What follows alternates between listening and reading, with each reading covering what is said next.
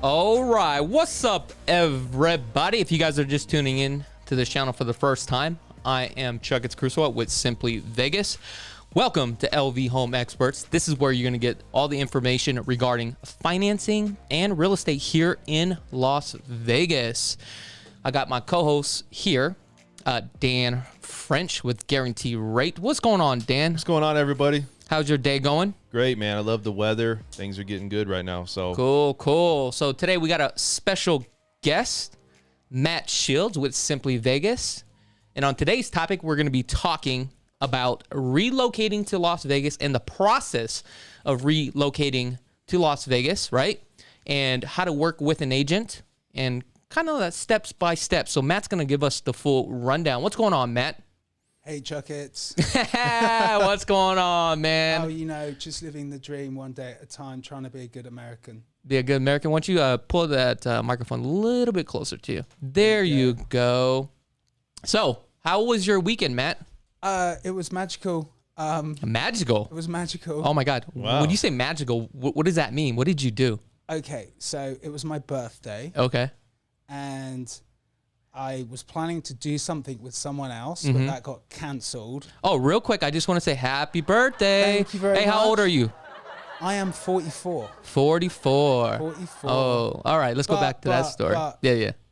I got a little bit of Benjamin Button in me, so it doesn't really make much difference. Oh, what do you mean? Because I'm planning to go down, you know, rather than going up. Oh, really? Like, in terms of looks. Mm-hmm. Like Benjamin Button. I'm gonna die a baby. Well, you know what? You are a good looking dude. I'm sure you'd be pulling down some chicks, though. You know what? One would think that. I mean, you're a handsome dude, especially with that accent, too, as well. I mean, here's the thing is, hashtag blessed. I think all I need is just the accent. What about you, Dan?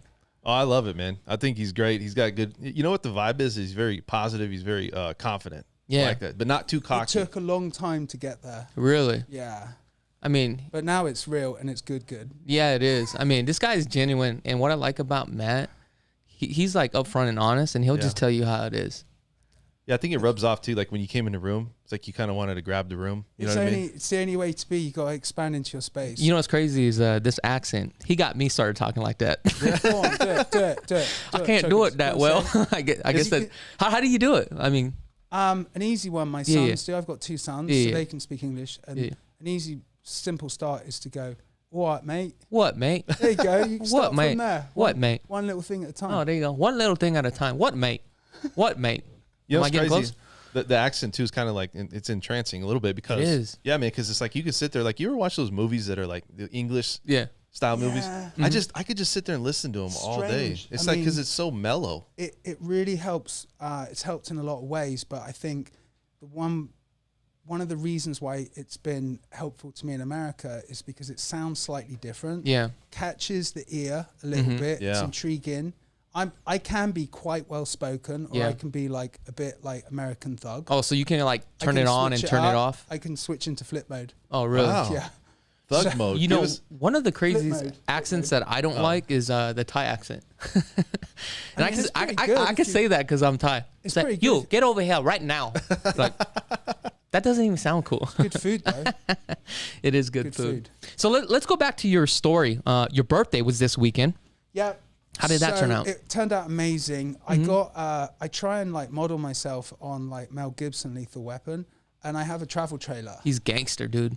I love Mel Gibson. I have a travel trailer. That dude's a maverick. It's pretty nice. Yeah. Like it's like a luxury high-rise condo. Okay. So I just had it at 30 days at Boulder Beach and Lake Mead. Okay. And I live there half the time. And so I don't live there all the time, but like I like to break it up and go out into nature. Yeah. And then this weekend, I took it up Mount Charleston, which is about an hour drive from here. In the summer, it's 20 degrees cooler than in town. Yeah. And it's just really beautiful up there. So I parked it up there, and I had a barbecue and stayed up there a couple nights. And it was awesome. The moon, the stars. But something crazy happened this weekend. What was it? Let's hear Well, it. when you live in Vegas, you never need to look at the weather because it's always gorgeous. Mm-hmm. I haven't looked at the weather for a long time. Mm-hmm. We got winter on. So it was pretty cold out there. No. So my stuff is like, it's really nice. It's Yeah. got like 2 toilets, microwave, cooker, like you name it, it's got it, right? Yeah. And so Sunday morning, we were sunbathing. We had the barbie, and then the temperature changed, and then Monday morning it was 20 degrees Fahrenheit. Oh crap! And I was fine because I just pushed a button, put the heater on, and cooked English breakfast. Oh, nice. But there was some people up on the mountain that got atrocitated by Mother Nature, freezing their webbles in tiny little tents, right? And I opened the door, and for a split second, I felt bad for them. Yeah. But I'm like, well, you're obviously not Boy Scouts.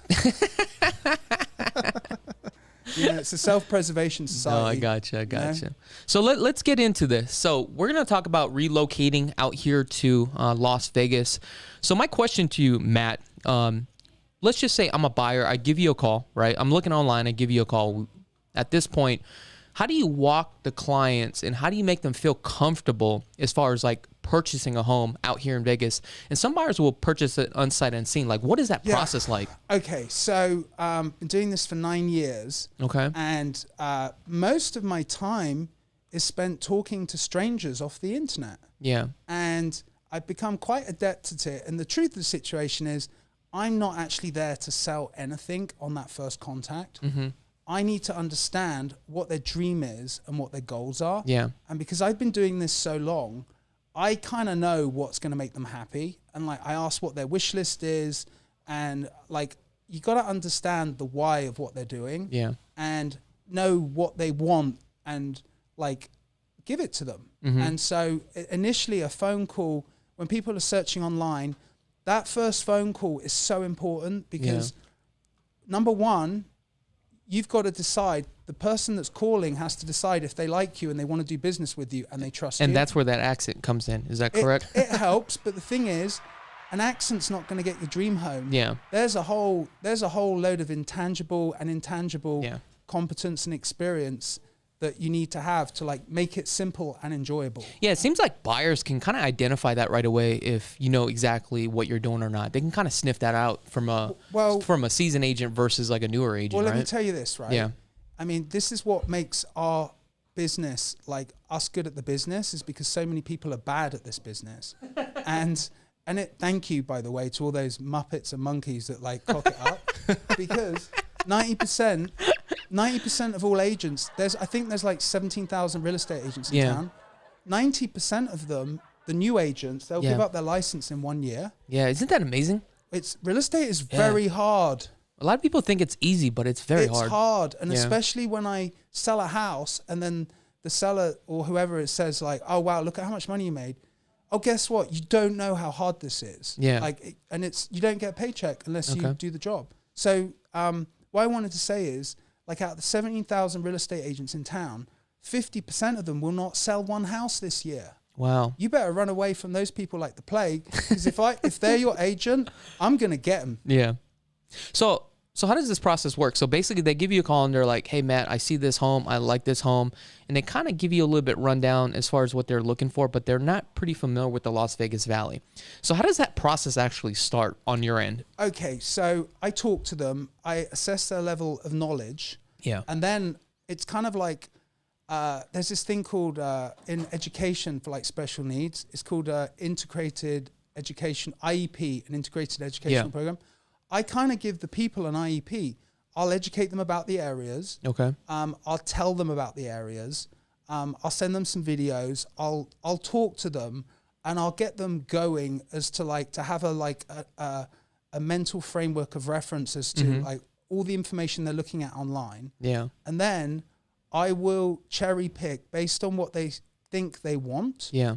I will send them properties that match their needs, and I will also send them curveballs. But the only reason I do that is you can't really buy something without touching and feeling it. Yeah. And real estate's a personal business. And so that's kind of like the hors d'oeuvres of like the process. Yeah. But the real business comes down to coming down to the office, having an informal chat in person, and explaining the whole process of relocating. So it's a buyer consultation, you're saying? Yeah. So I call it the relocation checkup. Yeah. And I go over the whole process from A to Z, and I can't give all my knowledge and strategies and tricks and techniques to like get money out of thin air for the clients. Yeah. Because there's too many. But what it is I meet them in person, and then they get a taste of like what's going to happen and how it's going to happen. Gotcha. And then I answer all their questions, and then I throw curveballs at them as well. Now, when you say curveballs, what do you mean by that? I ask them questions so that they ask themselves a question that they haven't asked themselves. Yeah. Because at the end of the day, there's a perfect home and a perfect area out there for them. Yeah. And when people approach me, sometimes they have a fixed idea in their head, like, oh, we want to live in SUMMERLIN. Yeah. Well, guess what? Do you get that a lot? Yeah, people tend to gravitate because if you don't know what you don't know, then you gravitate towards what you heard or what someone said to you. So SUMMERLIN's a very popular area. Henderson's a popular area. But guess what? There's tons of awesome places to live here. And my job is to present them all to you so you can feel confident that eventually when you bought your home and then there's not a problem with it and we made sure you got a good deal and the whole idea of doing this is to make sure that they know that they bought the right house, right, and that they enjoyed the process and that they didn't just buy the first house that they saw, but they know that they're getting the best that's possible. Right. I think a lot of it too is like when you have people come out here, those are like the desired areas because a lot of people have glamorized that where it's Henderson and SUMMERLIN. Exactly. But there's outskirts where you can see that, you know, there's other things out there. And I think there's some highlights out there that maybe agents don't want to, you know, get on, like show. And I mean, here's the thing. Most agents, if you're dealing with one of those weak agents, like I sell 3 or 4 houses a month. I don't live paycheck to paycheck. So I don't need to sell a house to pay my bills. Yeah. So I don't care if you buy that house, this house, or that house. All that's important is it's the best home and you're supremely happy. Does it make it easier for agents though? Like if you say you're going to buy a home that's not in a desirable area, is it easier for agents to, you know, for one, they can sell it easier because it's in a newer area. It's a newer home. Typically it's in a better area. Where there's other areas that are similar to that, but also resale purposes because everybody buys for resale, right? I mean, if they're advised to, like, I used to work for a hedge fund during the last crash, and I would buy 10 or 15 homes a day for cash. And there's all different parameters where I wouldn't say desirable area. I would say because every area is someone's home, and you know, a home is a home, it's shelter, and there's different horses for different courses. But what I would say is, one of my main roles is to make sure that they don't make a mistake by not knowing what they don't know, and they don't buy a problem. So some things that you might want to do to like not buy a house, like that you're going to have a future problem, obvious things like no electricity pylons next door, not too close to a school, like right in front because you get bad traffic, not backing onto a 4-lane road because that's going to be noisy and it's going to affect resale, not being within too much earshot of the 215 or 95. Right. There's loads of different stuff, but at the end of the day, like that's what the 10-day diligence period is for. And someone like myself who's brutally candid and upfront and very communicative, like I'll tell you the good, the bad, and the ugly of whatever it is, and you can decide for yourself. Okay, so let me ask you this. So once you're doing that buyer consultation at this point, I mean, obviously we're going to have to find out if they're doing financing or paying cash. Am I correct? Of course. So that's a conversation I have initially because like... Prior to the consultation? Yes, okay. Yes. And let me explain why. Right? Okay. Real estate can be very emotional and painful if you set off like a headless chicken and you don't have proper guidance and counsel from someone such as yourself or I. So the most important thing is to figure out the dollars and cents of the adventure early. What is the dollars and cents? Well, that's where Dan comes in. Okay. We do a financial snapshot.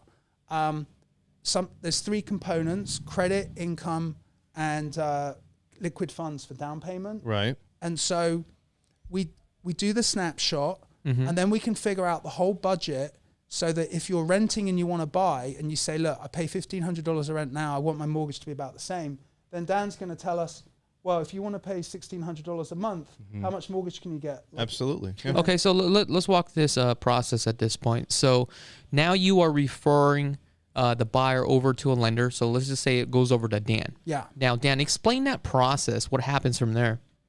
Well, I really try to gauge on, with what conversations that you've had, because a lot of it is transferring that information, and it's about having good quality communication from whatever real estate agent you're working with. But it's really about what their goals are, because a lot of people, I'm going to say majority of our clients, not everybody, but they're primary residents. A lot of them coming from out of state, and they're looking at what are the challenges of relocating here to Las Vegas. Like if they're a W-2 employee, if they're self-employed, what is their options, So the process starts with really just getting the information from you as a realtor. Then I take a full application, and then we find out what employment is going on, what assets they have available, and then we ultimately break down, is a second home, a primary residence, investment property, what is ultimately their best option, Now, one more thing as well with the snapshot. This is really important, right?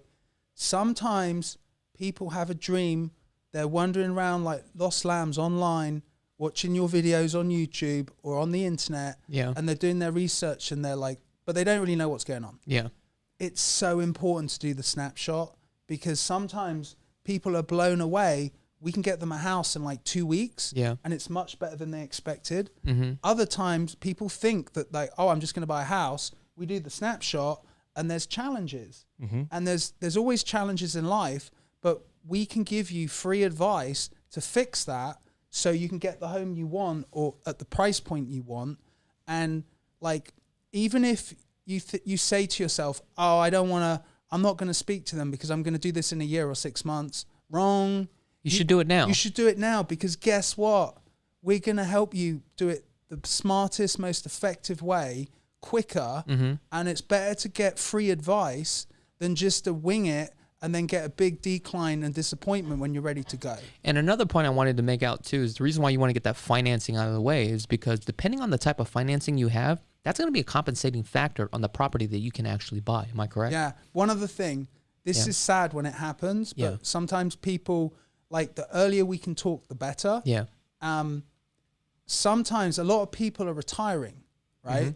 And when you're retiring, your income can go down. Yeah. And you may have money, but if you need that mortgage, you may need to have higher income to get it done. Yeah. And so sometimes people know that their retirement income is going to be lower, so they buy the house a year or two earlier. So then it's like putting it to bed in your head. Yeah. Because you can go about your life and finish out your work. You already know where you're going to get to. And then what you can do is some people rent that house out, and then they can have someone else pay the mortgage for a couple of years. So now let's go back to, let's say you talk on the phone with somebody. They're a cash buyer. Hello, I'm talking on the phone. Or if they're paying cash. I'm sorry, if they're doing financing. But they're ready to go. You do have some of those clients that are willing to buy a home without even being here and going under contract. Let me explain how that works. So usually when people are like more motivated because they want to get it done, then two things happen. They come to town and we meet in person and we do a tour, and then that way they can feel comfortable. We'll zone in on an area and we'll have an understanding as to exactly what they want. After they've done that, if they're not in town and their dream home pops up, I can zoom over there with my cell phone, do a video tour like you do, send it to them, and then we can write an offer, get it accepted, and then they can drive here and decide if they want the house. Yes. And all that is, with proper instruction and guidance from like us, all they're doing is an exercise in paperwork to get first right of refusal on the house, so they can decide if they want it or not. And so they get like we call it in England first dibs. You say first dibs? First dibs. First like dibs, you know? Yeah. So then we do that for some people. Now, I have, in other situations, it's rarer because buying a home is a big deal, right? But I have sold homes when I've never met the buyers before. Yeah. But that takes a completely different approach. A lot of live interactions. Yeah. Also, instead of doing the relocation checkup in person, we do it via Zoom. Yeah. And I can go over all the information over Zoom where like they can see my screen. I can show them the areas and the homes. And at the end of the day, like whatever makes you feel comfortable, the most important thing to consider when you're buying a home is you've got 10 days diligence to decide if you want the house or not. And so it's just paperwork up to a point. Explain that 10-day due diligence real quick for the audience. So when you write an offer on a house, there's some contingencies. There's three main contingencies. There's the inspection contingency. Okay. So say you get a contract and you want to buy the home, we've got 10 days to get into the guts of the home to make sure there's not a problem with the house. Mm-hmm. You got 10 days to go to the neighborhood at different times of the day. Yeah. To decide if you're going to be happy living there. Mm-hmm. One thing I always do is I'm not shy, right? Yeah. So I go knock on the neighbors' doors and have a chat with them and see if they can give. You'll be amazed what neighbors, how they spill their guts. Mm-hmm. Like they just spill their guts. And then as well, it'd be rude of me not to ask, do you want to sell your house? Neighbors are big on the when it's like open house, or they just kind of want to know what's going on in that area. But real It's estate's crazy. a personal business. Yeah. And guess what? You better talk to the neighbors because they're going to be your neighbors. Yeah. So you want to make sure that you're like, Yeah. you think it's cool. And then the 10-day diligence period, we do the inspection. If there's anything wrong with the house, we'll ask for it to be fixed, or we'll ask for money in lieu of compensation. It's a bit naughty. Well, not naughty. It's a bit cheeky. Yeah. But I always ask for money because it's rude not to. And sometimes if you've got a weak agent that only does 1 or 2 deals a year, and they don't know what they're doing, like there can be a bunch of small stuff, and I just say to my buyer, look, we're going to try this on here. We're going to ask for $500. Yeah. And if I was a listing agent, I would tell them to piss off. But sometimes they just say, yeah, we'll give you free 500. And my clients are like, woohoo. So yeah, that's how it's done. So now let's just say you have a buyer that you sent properties to, you wrote an offer, you got to accept an offer. Mm-hmm. But they're not planning on coming out here, right, to do the inspection or go through the due diligence period. Yeah. What is the next step from there? Like, break it down. Okay. So we would do an inspection. You always do a home inspection. Okay. So if they say they're not coming into town, that would be like rare. Like, Yeah. but it's possible. I've done it. It's like a unicorn. It's just we have to tread carefully because even though they've decided that they want the house and they don't care, I still have to make sure that they're okay. So we'll do the inspection. They have to sign off on everything. Yeah. And I will do plenty video. And often, a lot of the times, sometimes they have friends in town. Like we help a lot of people from Hawaii. Yeah. And so we would have a friend or relative come over instead. To look at on their behalf. Okay. But the thing is, I've been in thousands of homes and I can't make your decisions for you. Yeah. But we'll give our candid assessment of what's happening. And if there's nothing comes up in the inspection report and you want it, then why not get it? So let me just kind of break this down. So once you have a fully executed contract, there's a few timelines that will start. You have a 10-day due diligence period. And remember, folks, this is really based upon today's customary practices. Next contingency would be a 21-day appraisal contingency. You also have a 25-day loan contingency, and you got 35 days to close the transaction. So now once you have a fully executed contract at this point, what's going to happen is the file's going to get sent over to Dan or a lender. Then, Dan, can you break down that process once they are fully executed, everything has been sent on over to you? And how does that process work? Yeah, that's a good question. I think a lot of clients don't really know that, what's the time period as far as getting everything going. I mean, when you get into a contract, we have a certain time period to disclose the file. It's 3 days. So, once you get into contract, we have to disclose with the loan estimate. We have to show exactly what the costs are for the loan. We have to try to get the appraisal ordered. So it's really go time at that point. And that contract is really our starting point.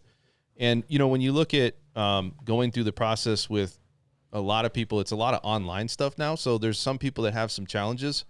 But if you followed the directions and when you fill out the application, you got the e-consent, which is an electronic consent.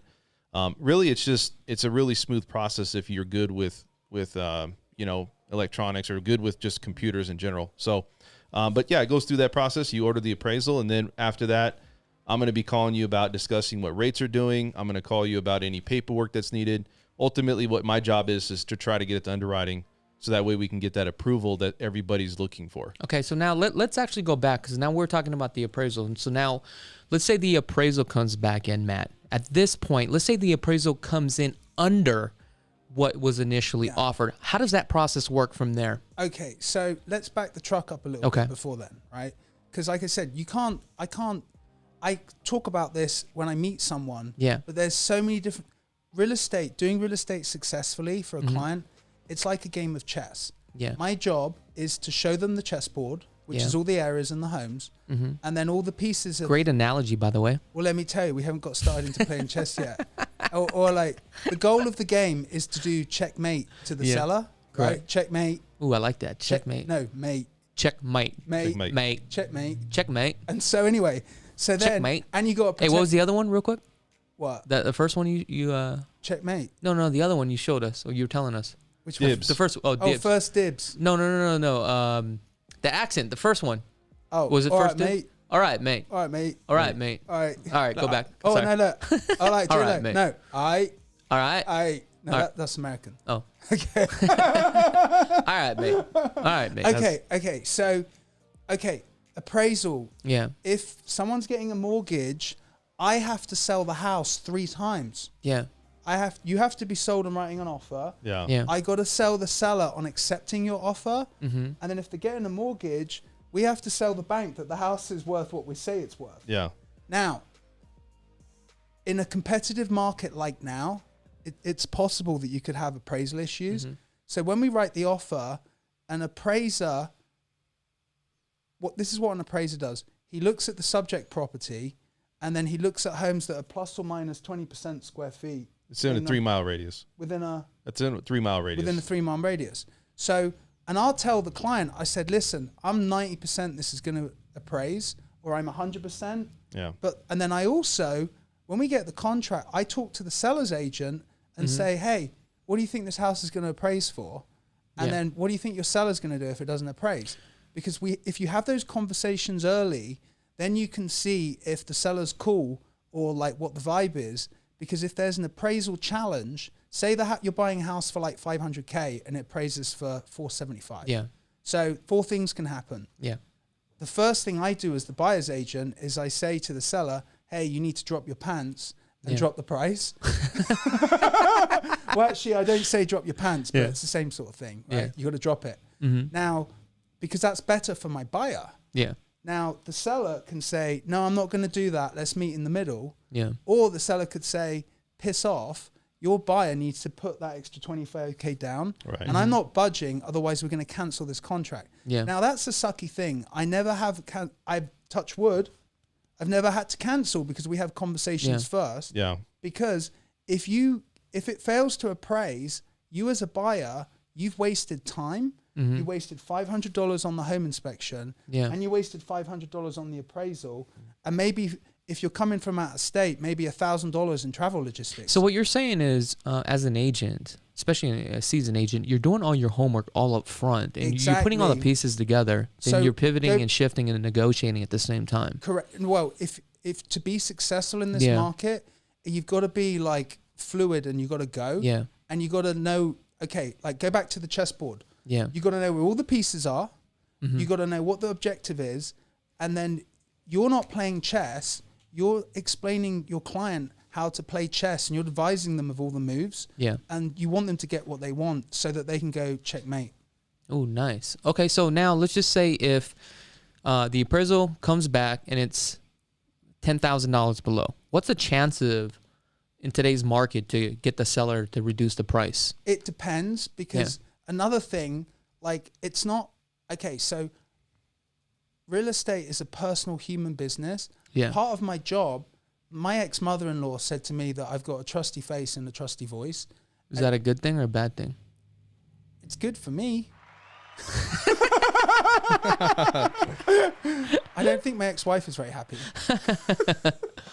So, and God bless her. She's a good mum. But there's no more mummy with that lady. All right, so let's go back. Okay, so what are the chances? Well, it depends. Maybe there's some pain in the seller. Yeah.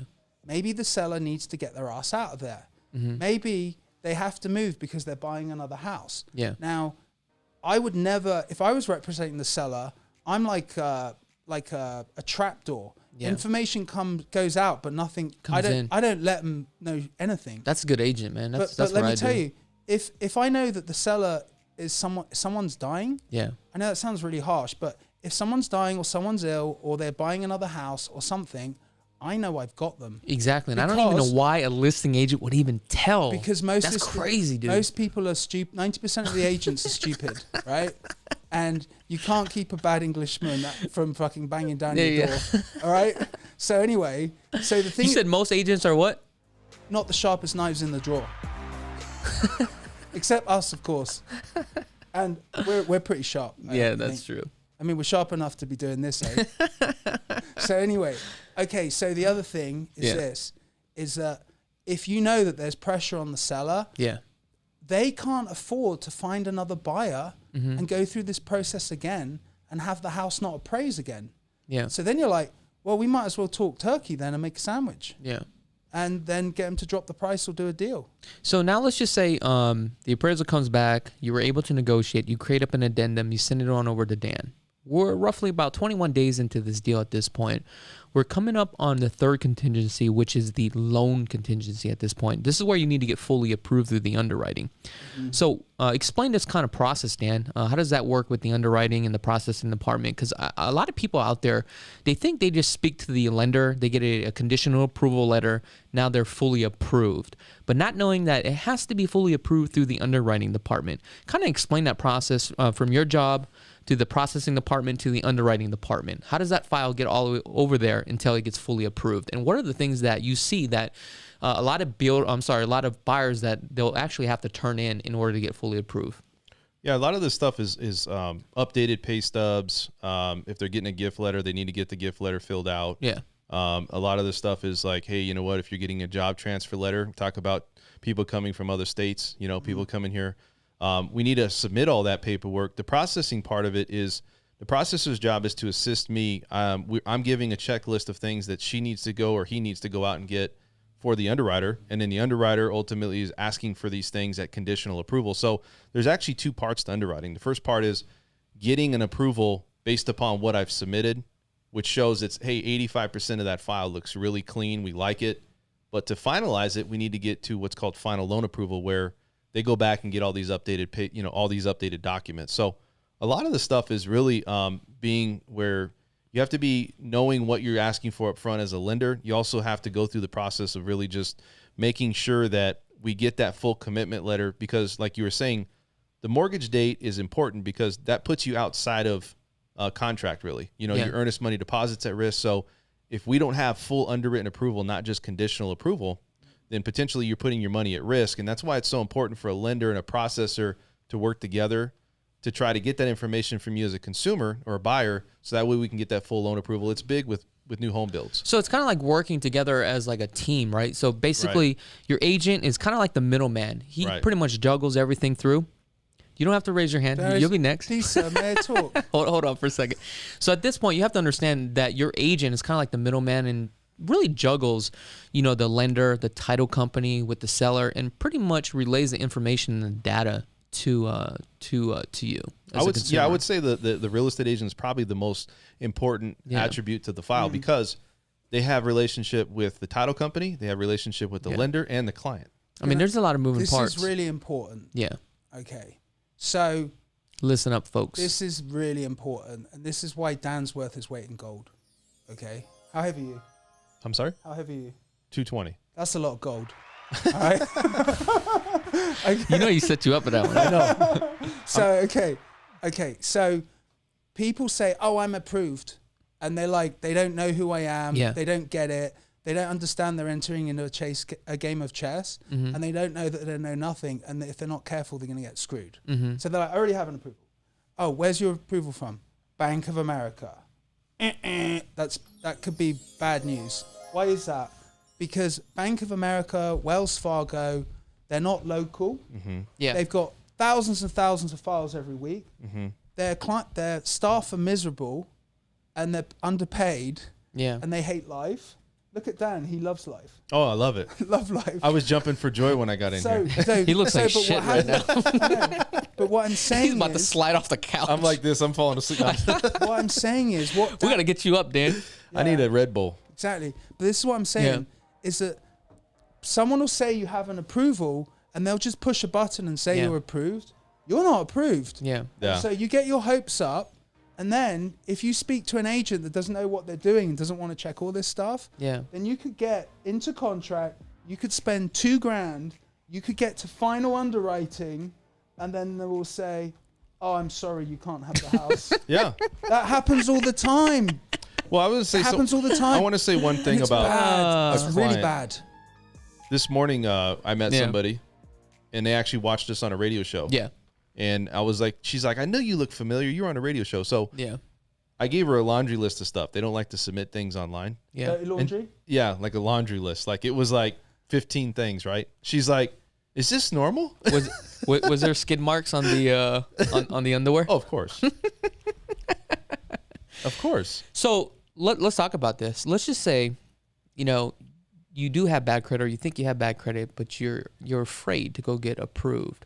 If you are thinking about purchasing a home, you probably want to get approved, or you want to speak to a lender just to kind of see where you're at, because depending on the company that you work with, they may have a system called a credit simulator, which the algorithm can actually help you out and expedite your situation. Am I correct, Dan? 100%. And we only run that if two reasons: if you don't qualify, or if you want to get a higher credit score. Now it's hard though, because we used to be able to do what it's called a credit supplement or a rapid rescore, and we used to be able to get credit scores up very quickly. Well, now with the new guidelines and everything post-COVID, they want to let it naturally season. What that means is they don't want to just Jolt it up. Yeah, they don't want it to like fudge it where it's like, hey, we're going to just go in and talk to the bureaus. They're going to let it do it itself, right? Because underwriting's quite a bit stricter. post-COVID. Absolutely. Yeah. Like the credit score went from 620 to 640. Yeah. Right? 100%. Hey, Yeah. Matt, could you do me a favor? When Yeah. you're looking at Dan and having a conversation, you might have to pull that mic a little bit towards you. Oh, 'Cause you're okay. kind, you're kind of Yeah. going in and out Okay. with the thing. Yeah. So just keep that in Alright. mind. Now, let's go back to this process here. So now we're coming up on the 25 days, and sometimes this would actually happen, right? Where you need to be fully approved through the underwriting. Let's say you can't get fully approved because now there's some sort of issue. Normally, a good agent would find out with the lender what those issues are and how long is it going to take. Then they're going to go back to the listing agent and explain the situation. The last thing that a listing agent wants to do is kill the deal, so they'll probably extend it. But it really depends how that situation plays out. So this is where a good agent comes into play, where they're not going to know everything, but however, what's going to happen is their job is to identify exactly what's going on with the file. If there's problems, how do they resolve those problems? Am I correct? That's 100% correct. What are your thoughts? So I'm sorry, I got distracted for a second then, but what? Okay. You lost your train of thought? I'm sorry. Well, basically, it's like this. Sorry, man. I wonder how many other people are not like listening right now to this show. No, I was thinking about something important, but it's gone. Oh, that's all right. We'll come back to you. So here's the thing. At this point, if you need an extension, the chances of it happening, you definitely will get that extension. All right. What were you going to say? Okay, so again, having close contact with a local lender such as Dan, it gives me, the agent, more power to help you, because I can call Dan up and I can say, what's going on here? Yeah. And if something isn't happening, I can call Dan up and he'll blow it up right away and make it happen. Yes. But like, I can't do that to Bank of America or Wells Fargo. I don't even know who to talk to. And they don't care. Yeah. And I think the reason why you're saying this is because you have to understand that Bank of America is such a big company.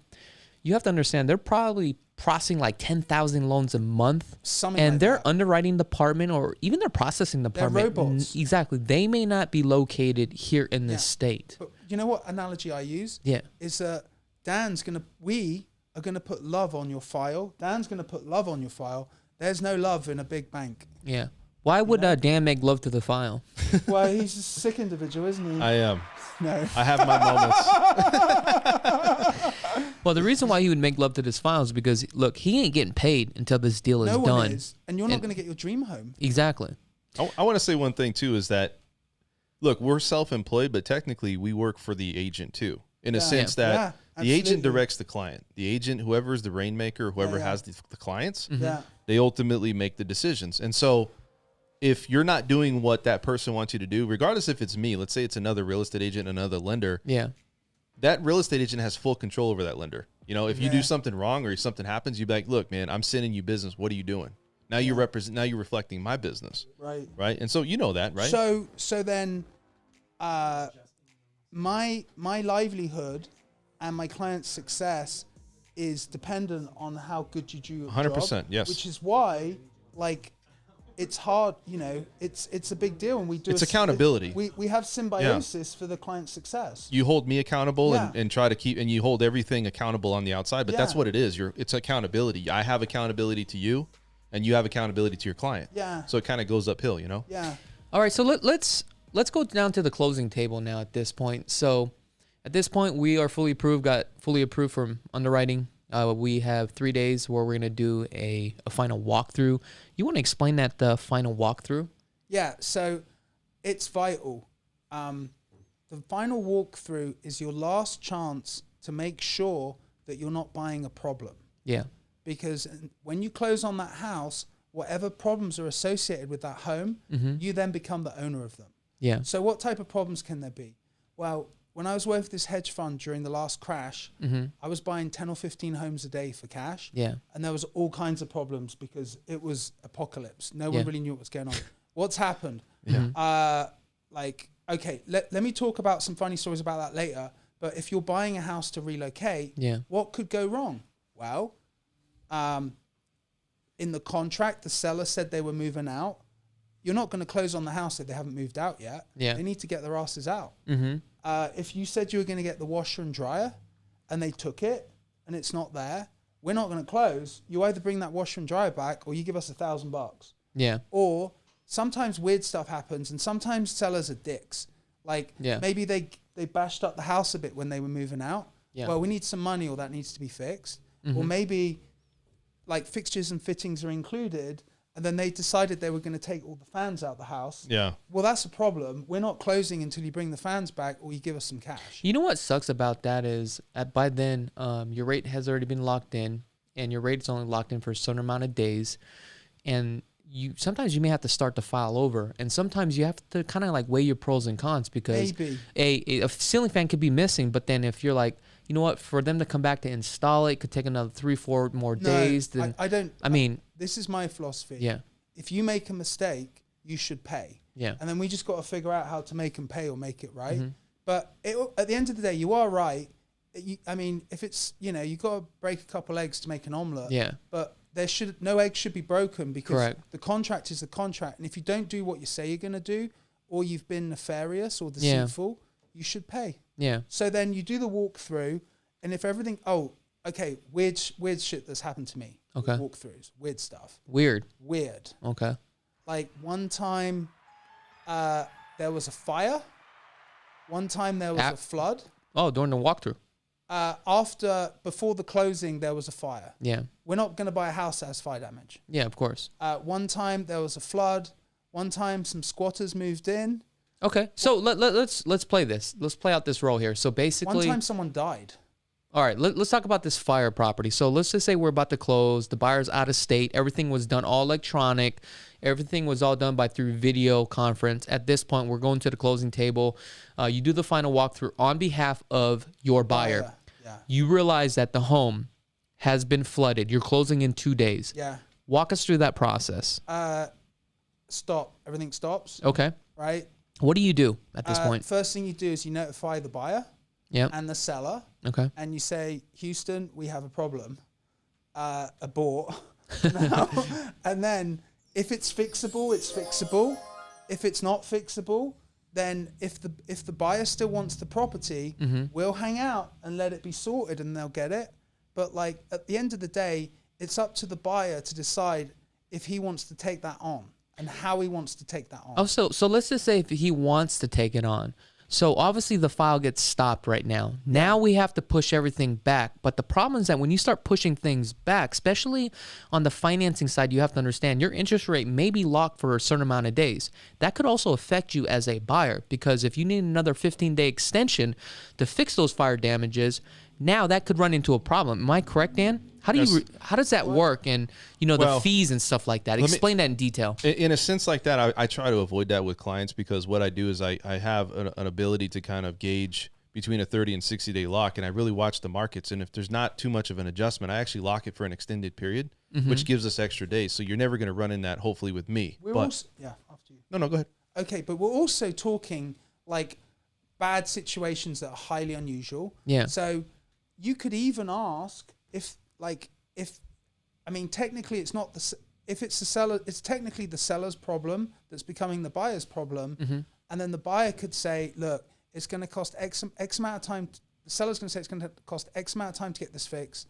And then the buyer could say, well, you should give me some money. Because you're costing me money because of my loan. My rate is no longer locked. And I'm still willing to buy the house, so you're not going to have to go through this process again. But where you can have good communication, you can find good solutions. Yeah. What I want to say about the lock, though, is it's still locked. They just have to get an extension. Cost. Yeah. Okay. So how much does that typically cost? Usually it's about 0.20 for how many days. And it's kind of weird to say that, but it's less than less than a quarter of a point. So let's just say it's $1,000. At this point, this is where you're going to relay this information over to your agent, right? Correct. Then Matt would probably create up an addendum and say, hey, buyer to credit us this, extend the close of escrow till this date, right? Yeah. I mean, everything's workable, but I mean, as long as there's a meeting of the minds and there's motivation to get it done, like it's doable. But I mean, there's no rule of thumb. Yeah. Like every time is different. Yeah. And there's a different approach. There's a different solution for each problem. And that's where your agent's expertise, knowledge, intelligence, communication, all that stuff, that's where it's vital to have someone that can navigate all of this stuff and explain it to you and do it efficiently and hopefully make you laugh. And that's what makes a good agent as well. Do you know what I mean? When, can't be all serious, otherwise real estate's miserable. Yeah, like what I noticed, like becoming a good real estate agent, as long as you understand how things work, you're not going to know everything. But obviously, if you know where to go get the information and how to resolve the problem, and that's the main key. I believe it's communication. Yeah. Yeah. I mean, at the end of the day, I say, I don't know everything, but I tell my clients, I can make one call. I'll tell you what the answer is. One call, that's all. Exactly. That's our new slogan. One call, that's all. So now let's just say now we're going to the closing table. They're out of state. Obviously, they're not going to sign here. They're getting a notary, which typically costs us about $150 more.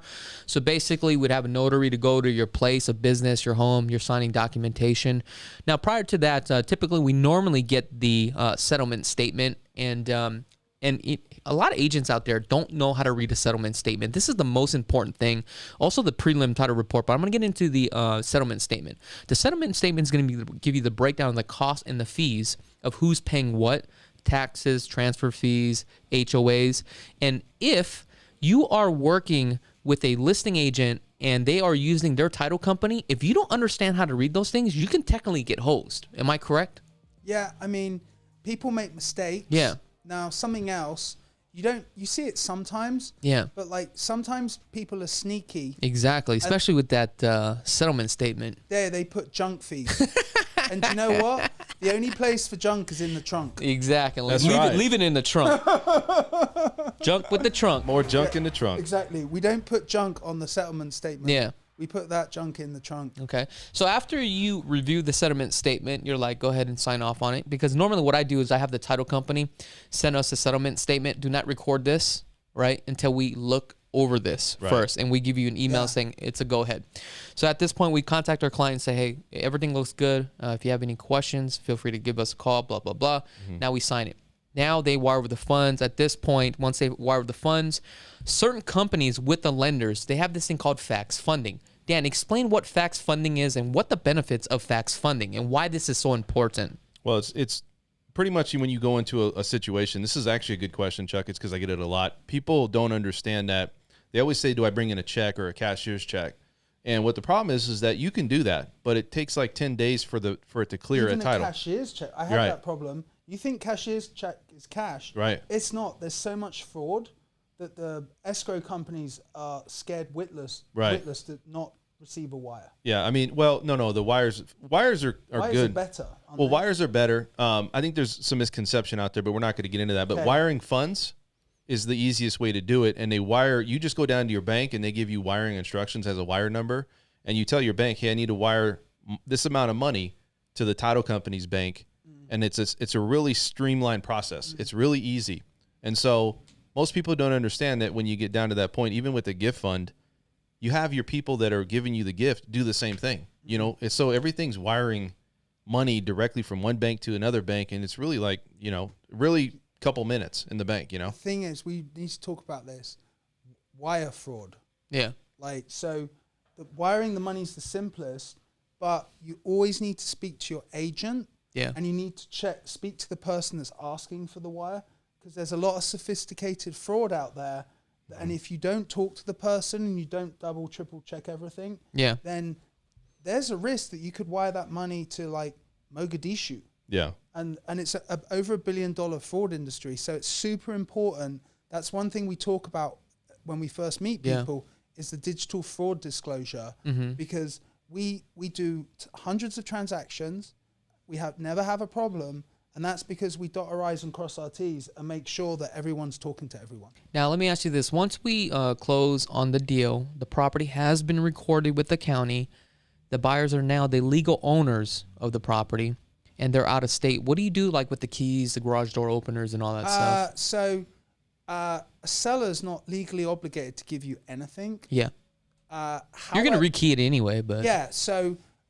I would have a conversation during the 10-day diligence period to make sure that what's the expectation of what we're going to get. Are we going to get a bag of stuff with all instructions? Yeah. Are we going to get one key? Are you going to give me one garage clicker? And so what happens is, if you don't have those conversations early, say you've got a total derelict person that's selling their house, and don't get me wrong, they're probably not derelict, but each to their own. Right? And then your buyer has got OCD and they're a gearhead. Yeah. They're not going to be happy if you give them like a garage opener. Yes. So, but if you tell that person, listen, obviously the seller's working with the shit show and you're just going to get a key, then it is what it is. Setting the expectation. Exactly. A lot of my job is to set realistic expectations through the process. So once we close, so you got the keys. Do you just mail it to your buyers, or you just hold on to it? I can hold on to it. Like, it depends. Like, we can hold on to it at the office. I can hide it. Like, I can hide it at the house, and I can hide a key, or I can keep it in a drawer in the kitchen, and then they can say, hey, come over and bring the key over and we'll let them in. It just depends. I mean, we can do whatever. Sometimes even put a lockbox on the house and stash it so they can go there whenever. And if they're not looking to vacate probably about a month after, this is what I do. I check up on their property every once in a while. Yeah. Like as a courtesy. Have a party. Yeah, have a party. House party. Get it all dirty. No, I'm joking. House party. So that's pretty much the process. There's a lot more into depth, so I really do appreciate that, Matt. So Thank you, my now I pleasure. want to get into the financing. What's going on with the financing sector right now, Dan? Mortgage applications have been up about 1.7% this past week. So that's really good going on right now. Also, when you look at rates they're slightly above historic lows. I mean, everybody's saying, what's happening. We don't know what's going to happen. The election's coming up. So we're going to look at that. Also, we want to keep our eye on inflation because, the core CPE. Also, a lot of data coming out with the Fed purchasing bonds. Yeah. And they're purchasing treasuries, 120 million. So what that's doing is it's actually has a potential to have problems with inflation. Also, the stimulus check. We're talking about the stimulus check. If they do pass that, the reason why that's important is because that could ultimately drive rates up. Yeah. Because if you start seeing spending, you start seeing inflation going on in the world, you're going to start to see rates go the other direction. So one of the things about forbearances, I want to talk about that. People going into forbearances, there is options. I know post-COVID, like you were saying, there's a lot of things going on, but we're starting to see a tick down in that where there's less people taking advantage of the forbearance process. And so that went down a little bit. And we're starting to see that come down consistently. If you're somebody out there that's taken on the forbearance and you've not made your payment, if you've made 3 on-time payments, then you can ultimately get back and get into a loan, either, whatever your situation is on a refinance. Does the forbearance missing the payment, that does not affect your credit? It does not if the servicer, it's all up to the servicer. Remember, this is all up to the servicer. These are your options, and then the servicer kind of dictates those outlines. Okay. But the forbearance situation is getting a lot better. I got a lot of people refinancing right now, and they're taking advantage of it because they've been back at their job. They've made on-time payments. So that's something in the news right now that's also going on. Now, with the election around the corner here, I think in another 6 days, 7 days? Can we not talk about the election? Well, I want to get into this real quick. Do you think rates are going to be impacted by that, Dan? I do. I think what's going to happen is people are going to pull their money out of the stock market. And this is just my opinion. But if Biden gets elected, they're going to wait to see what's going to happen with the election, because they want to see if Biden gets elected, then it's maybe they're not so trusted, right? The investors. So they're going to pull their money out of the stock market and investments, put it into bonds and things like that, safe havens. And so they're going to wait to see what happens. If it's Trump, it's just steady Eddie. I think it's going to do nothing but keep going. They've already understand what the market is with Trump being in office. So I think if Biden gets in, there may be a hint of caution there as far as investors not investing their money. And we ultimately could see, the economy kind of slow down a little bit. Now, the last 30 days, what was the lowest interest rate that you just locked somebody in at? It depends on program, but I was at like 2.6, 2.5. Wow, that's a great rate. But that was when at its peak. Like it's gone up over the last few weeks, just slightly, but. Gotcha. Yeah. Now, I want to get into, let me ask you this. Do you have anything else regarding financing news? No, I think that's it. I Okay. think that's pretty much it. Well, just to kind of give you guys a general idea of what's going on right now, we had about the last 30 days, 3,207 properties sold. The median price point for a home across the valley. And this is single-family residence now, guys. Now, this is not including duplexes, triplexes, fourplexes, condos, or townhomes. This is detached single-family only. The median price point for a home that closed was at $344,000 at $182 a square foot. This is across the valley. The average is $419,000. That's the average. What can you get for that? 3 bedrooms, 3 bathrooms, about 2,100 square feet of home. The average days on the market right now is 14 days. The total inventory for a single-family residence is 4,669 homes, which means that we have about a month and a half of supply. So what that tells you is that if we stop listing any properties on the market at this time, within 45 days, we would have no inventory. What do you guys think about that? That's crazy. I also was reading something, you can correct me, is the starting house price. So across the nation, they're saying the average household for loan size is about $372,000. Yeah. That's not purchase. That's loan size. That's crazy. Isn't that crazy? Mm-hmm. $372,000. And you got to think the average household income is about $51,000 a year. That's what 2, 4, 6, 7 times the income. That is getting outrageous. Yeah, it's crazy. I mean, for the average here, that's already 8 times the income. And you would need 2 people. It's almost mandated now. You buy a new home, you need 2 incomes. Yeah. Well, here's the thing, gentlemen. Yeah. Right. I've been here since 2003. How long? We drive around town all the time, and over the past 5 or 6 years, commercial developers have been betting hundreds of millions of dollars on apartments. You'll see apartment complexes, new ones all over town. Why are they doing that? Because they're betting that Vegas is going to become like LA, and then some people in about 5 years' time, they just won't be able to buy a house. They'll have to live in an apartment. You know what's crazy? I've been thinking about that. It's like I want to hold off because I'm like stockpiling on cash because I feel like the market is going to tank because I want to take advantage of the situation. But on the other hand, I don't think it's going to tank. That's the other hand. I feel like I'm probably missing the boat. Well, let me say I don't have a crystal ball, but that's just like crazy, dude. I can tell you why it's not going to tank. Why? Mate, do you want to say something? No, go ahead. Okay. Dude, it's okay to interrupt each other. We're hanging out, man. Right, Just a couple homies. Okay. All right. This ain't your regular podcast, bro. Excuse me, sir. May I talk? Hey, I'm going to start doing that one. I'm gonna do this. Did you notice? He was like, wait. Me. Hey, like back in high school. Like one of these. Okay, so Okay, so during the last crash, hedge funds bought thousands of homes, maybe like 70,000 rentals, right? Okay. And there's several hedge funds in town. Invitation Homes is one of them. Homes for Rent. They've Invitation Homes. They've got they bought over like $60 billion of rentals across the country. Oh wow, that's a lot. And so they bought about 3,000 in town now. So you need to understand that these are the most sophisticated investors now. When they got started, they were just buying homes and they didn't know what they were doing. But now they've got massive architecture, all sophisticated data analysis. Yeah. So if prices start to go down, right, it's unlikely because we've only got a 1.5 month supply of homes, and people are coming from all over the country to save on no state income tax and various other reasons, right? But if you said, is the market going to tank? Well, guess what? If it starts to tank, then the prices go down. These hedge funds have billions of dollars. They're just going to pull a lever and they'll be like, oh, the prices are going down. We're going to get a 6% cap rate. We're going to go, they'll just buy everything. Well, let me say this, though. We don't know what's going to happen when all these things start to come to fruition with this whole housing situation. Because, look, everybody says tank, right? Or collapse. What is the definition? Okay. Oh, tank? What's the definition of tank? Yeah, I mean, Like, I think check that's this out. That's pretty tank. No. yeah, So- mate. Yeah, mate. So anyway, okay. So Dan has a valid point about forbearance. That maybe there was like 300,000 jobs lost. Yeah, but here's what I'm saying is there's got to be something outside that has a negative influence or impact. So yeah, I understand. Largely, and usually it's not just we naturally go through a tank or we go through a process of a collapse. Yeah. Yeah. There's something behind the scenes that's happened or occurred. Okay, so like, And you ain't a part of it. I ain't either. Well, like There you go. The coronavirus. Yeah. Like something could happen that could knock the Jenga tower over. Yeah. Is what you're saying. Yeah, because look, I mean, we can't just say, well, the housing market's going to tank in 2022 because it's due.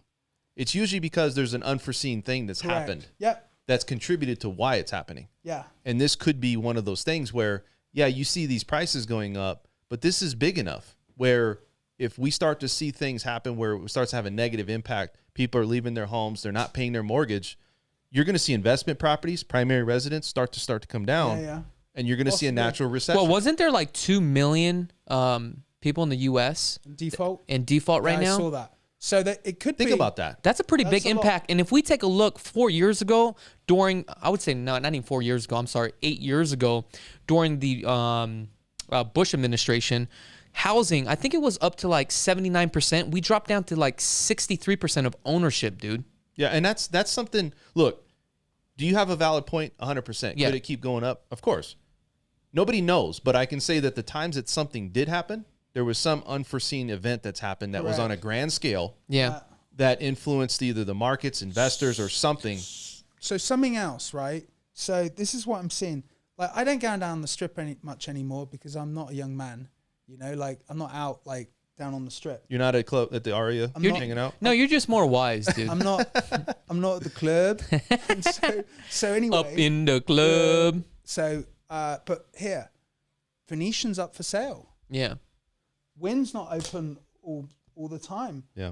Okay, so I've had some listings. I've taken some listings recently where people have just said, I'm taking all my equity and I want the cash. So what are they doing with that cash? So they're putting it on their hip. But like, let me tell you something else. So that means they probably know what's coming up because a lot of rich people, they ain't stupid. Let me say something. So I got some clients in the convention business. Yeah. So the convention business in Vegas historically brings about $7 billion a year into town. That's just on the conventional alone, isn't it? That's Or food, the whole drink, disposable income, paying for the hotel, getting the missus a purse. Like that's estimated what it is from the tourist. okay. So Okay. from the Las Vegas Visitors Authority, you're saying? Yeah. Okay. Guess what? Yeah. It's gone. Yeah. So I have a client that manages a big logistics company. They've gone down from 95 employees to a skeleton crew of 5. And like the only show, there's supposed to be the SHOT Show, hasn't been cancelled yet. But like it's not looking good. And so there's money not coming into town. So the question is, do you believe that the market is going to tank? Yes or no? No, I think it will. Dan? I think it will. it's not going to tank. It's not going to tank where you're going to see like it was in 5 and 6, I don't think, but you're going to see It's not somewhat gonna of a tank. regression. There's And I'm no- going to tell you that because even if it's uncertain, see, all this is driven by consumer confidence. If you start to see things drop, You here, hit it dead on the nail. that's Yeah. all it is. Yeah. Because Consumer now confidence. people are pulling their money out, not putting it into investments. Now they're going to wait and see what happens. And as many people do that, Well, talking about consumer confidence, but also understand this, though. If you take a look, 85% of the Americans, they don't even have they're a check away from filing for bankruptcy. Right. So when you say it's not going to tank, if all the moons and the stars line up, this thing could explode. That's all I'm saying. I don't know if it's going to tank, but I think it could go through what's called a regression, right? Where it scales back. It will change. But there's something else. There's another analogy I want to use. Yeah. Which I think is appropriate. If you imagine Nothing's appropriate with you. I could make it inappropriate. if you want. He's got a lot of great Do you want stories. to make it inappropriate? That would actually be for the next show we'd like to bring you, on. Vegas Connection. You need to show your banana dance. That sounds a bit rude. I know. We'll leave that for the next show. Can I tell But you, yes, please do. I'm European. The banana still has the peel on. Oh, wow. Oh, that's gross. We're talking about bananas. Oh. This shit is bananas. All right, so Okay. let's talk about this. love Go ahead, man. Okay, so I forgot what I was going to say. Well, You lost your train of thought. You were talking about bananas. Crash. Oh, okay. Oh, yeah. This analogy, I think Yeah. this is a good one. Tell me what you think about it. Yeah. Coronavirus happened. Yeah. It became a bit of a sniffly nose with a small amount of death, turned into a $1 trillion shit show. Okay. But what's also happened is we're having a game of musical chairs right now. And why is it a game of musical chairs? Well, guess what? For the casino industry and the convention industry, their chairs have been taken away, but the music's still going. Now, the music's still going, and there's forbearance and there's pain and suffering in the hood, but they're not legally obligated to report that data until we have a notice of default. Right. But with the musical chairs, most of our clients from out of state have tons of money, or maybe they're retiring, their baby boomers are retiring. Sure. Or maybe they work in tech, or they work from home. They don't have to worry. So with the game of musical chairs, they still got a chair. Yeah, but think about it like this. If you're in California or Hawaii, and let's say you need to sell your house and move, now somebody's not buying your house there because the property values are going down there. Maybe. So you got to realize this is a process. It's a big game of musical chairs. Right, because everything starts at the top, and if something doesn't work out for that specific area, it won't work out here. No. Because now investors aren't willing to buy homes, or people aren't willing to buy homes in California, Hawaii, New York. I understand. You know, so now they're just sitting on their house now. One thing about consumer confidence for Vegas. Yeah. Okay. Vegas is different because we're an island, and in the valley, there's a limited amount of space. And when all that space is gone, they're not going to build over the other side of the mountain. Well, I think it's going to be a while, though. We talked about this before. I think it's probably 40, 50 years out because they can keep going towards Utah. Yeah. There's a lot of area out there. Also, too, if you go towards, there's even area out towards Bullhead City. Like if you keep going out there a little bit further, there's some area and land out there. You know, you got like a lot of flat land out there. So I wouldn't want to live out there, though. No, I mean, but if you had to, let's say you're coming from another state. Pahrumps still affordable, Yeah. but that's a long drive to come into town. Yeah. But Pahrumps going up as well. Eventually, it will become something where there's no progress going out, Yeah. but I think we're a ways out. Yeah. You know. All right, guys. I think we're a little bit far into this. We're about a minute and 8, so we want to keep more content for later on. All right. I just wanted to say thank you so much for coming on the show, Matt. That means a lot. My pleasure. We'll definitely have to have you on again. Can I say something? Yeah, of course you can. If anyone's thinking of buying a house with chakits, ask for Matt. I'll help you. Yes, there you go. And Dan, do you have anything to say? No, I just have to say thank you guys, and it's a pleasure always being here. And also, if you guys want to find me on YouTube, you can look at my name, Dan French, on there, and VegasLoanGuru.com if you want to look at an application. There you go. And guys, thank you so much for tuning in. Visit lvhomeexperts.com. It's a great website to get started. And again, give us a call. We definitely would love the opportunity to earn your business. And until next week.